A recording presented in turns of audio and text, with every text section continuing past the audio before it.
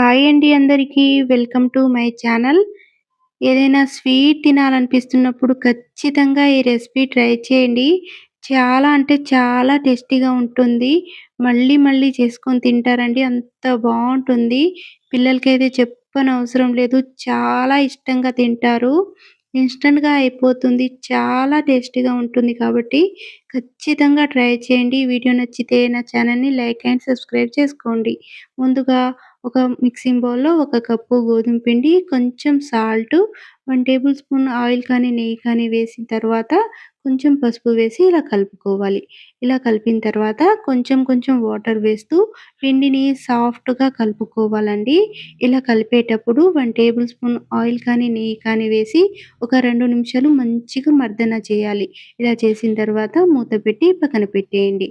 తర్వాత స్టవ్ మీద ప్యాన్ పెట్టి ఏ కప్పుతో అయితే గోధుమ పిండి తీసుకున్నామో, అదే కప్పుతో హాఫ్ కప్పు పల్లీలను వేసి లో ఫ్లేమ్‌లో వేయించుకోవాలి. పల్లీలనేవి లో ఫ్లేమ్‌లో వేయిస్తే మంచిగా వేగుతాయండి. పల్లీలు చల్లారిన తర్వాత ఇలా మిక్సీ గిన్నెలో వేసుకొని 3 యాలకులు, ఒక 10 గ్రామ్ వరకు ఎండు కొబ్బరి వేసి మెత్తగా గ్రైండ్ చేసుకోవాలి. ఇలా గ్రైండ్ చేసుకున్న తర్వాత ఒక హాఫ్ కప్పు వరకు బెల్లం తురుము తీసుకొని కొంచెం కొంచెం బెల్లం తురుము వేసి మెత్తగా గ్రైండ్ చేసుకోవాలండి. ఇలా చూపిస్తున్న విధంగా గ్రైండ్ చేసుకున్న తర్వాత దీనిని ఒక మిక్సింగ్ బౌల్‌లో వేసుకోవాలి. ఇలా మిక్సింగ్ బౌల్‌లో వేసుకొని ఇలా ముద్దలా చేస్తే ముద్ద కట్టాలి. అయితేనే పర్ఫెక్ట్‌గా ఉన్నట్టు. ఇలా చేసుకున్న తర్వాత 1 టేబుల్ స్పూన్ ఘీ వేసుకొని మంచిగా కలుపుకోవాలండి. ఇలా కలిపేసి పక్కన పెట్టేయండి. పిండి కూడా మంచిగా నానిపోయి ఉంటుంది కదా! ఒక 2 నిమిషాలు మంచిగా మర్దన చేయండి. ఇలా మర్దన చేసిన తర్వాత కొంచెం కొంచెం పొడి పిండిని ఇలా తీసుకొని ఇలా ముద్దలా చేసుకోవాలి.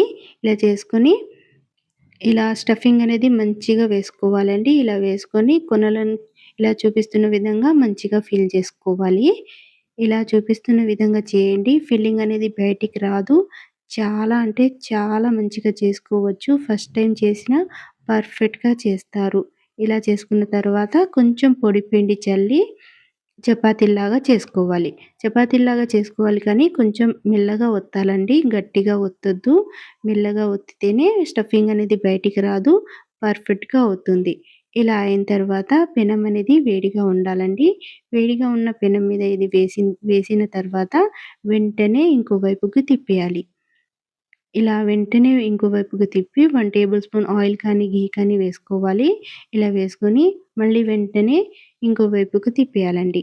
ఇలా తిప్పిన తర్వాత 1 టేబుల్ స్పూన్ ఘీ వేసుకొని మళ్ళీ వెంటనే తిప్పాలి. ఇలా తిప్పిన తర్వాత మంచిగా చపాతీ అనేది పొంగుతుందండి. ఇలా తిప్పితేనే మంచిగా ఇలా చపాతీ పొంగుతూ వస్తుంది. లేకపోతే పొంగదు. ఇలా అన్నీ సేమ్ ఇదే ప్రాసెస్‌లో చేసుకోవాలండి. పర్ఫెక్ట్ అంటే పర్ఫెక్ట్‌గా వస్తాయి.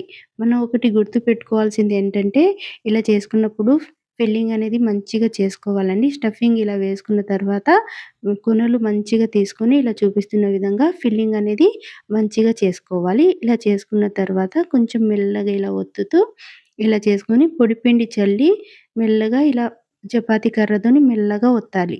మెల్లగా ఒత్తితేనే స్టఫింగ్ అనేది బయటికి రాకుండా ఉంటుంది. పర్ఫెక్ట్‌గా అవుతుందండి. ఇలా చేసుకున్న తర్వాత పెనం అనేది వేడిగా ఉండాలి. ఒకసారి వేస్తాం కదా! చపాతీ వేసుకున్న తర్వాత వెంటనే ఇంకో వైపుకు టర్న్ చేసేసి 1 టేబుల్ స్పూన్ ఘీ వేసిన తర్వాత వెంటనే ఇంకో వైపుకు టర్న్ చేసి 1 టేబుల్ స్పూన్ ఘీ వేసి వెంటనే ఇంకో వైపుకు టర్న్ చేయాలి. అప్పుడే ఈ చపాతీ అనేది మంచిగా పొంగుతూ వస్తుందండి.